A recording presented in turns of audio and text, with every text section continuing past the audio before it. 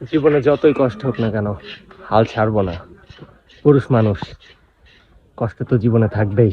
আসসালামু আলাইকুম, welcome to another blog. সকাল সকাল চলে যাচ্ছি কাজের উদ্দেশ্যে। সকালে সূর্যটা উঠে গেছে, তাই কাজে যাওয়ার মজাটাই আলাদা। মিস্ত্রির জন্য ওয়েট করতেছি। মিস্ত্রি আসার পরে সাইকেলটা চাপিয়ে দিলাম তার উপরে, তাকে বললাম চলাইতে। আমি বসে আছি সাইকেলের উপরে। আজকে যাই হোক ভালোই লাগতেছে, যাইতে সাইকেল চালানো লাগতেছে না। কাজের সাইডে চলে আসলাম।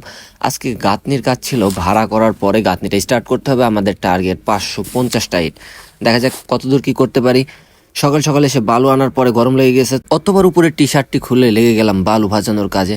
ধূপধাপ বালু ভাজাচ্ছে, এমন ভাজাবো যে আজকে সারা দিনের বালু একবারে ভাজিয়ে নিব, যাতে আমাকে আর নেক্সট টাইম বালু ভাজাইতে না হয়। কারণ দুইটা মিস্ত্রির আমি একা হেল্পার, তার জন্য যদিও কাজটা খুবই কষ্টকর হয়ে যাচ্ছে।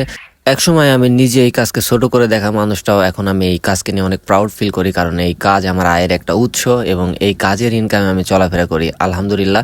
ছোট থেকে ইনশাল্লাহ বড় হওয়ার স্বপ্ন সবার থাকে। জীবনে যতই কষ্ট হোক না কেন হাল ছাড়বো না। পুরুষ মানুষ, কষ্ট তো জীবনে থাকবেই।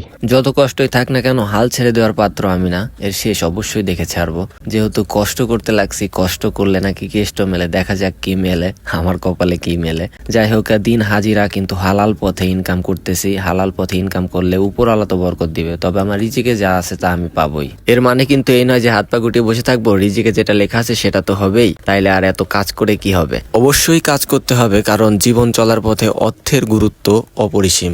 অর্থ ছাড়া মানুষ মূল্যহীন, এটাই বাস্তব। এরই মধ্যে চলে আসছে কাজের শেষ প্রহরে। আমাদের গাঁথনিটা পুরো কমপ্লিট হয়েছে। এরপরে কিন্তু কিছু বালু বেঁচে যায়, তার জন্য আরেকটা গাঁথনি ধরবো।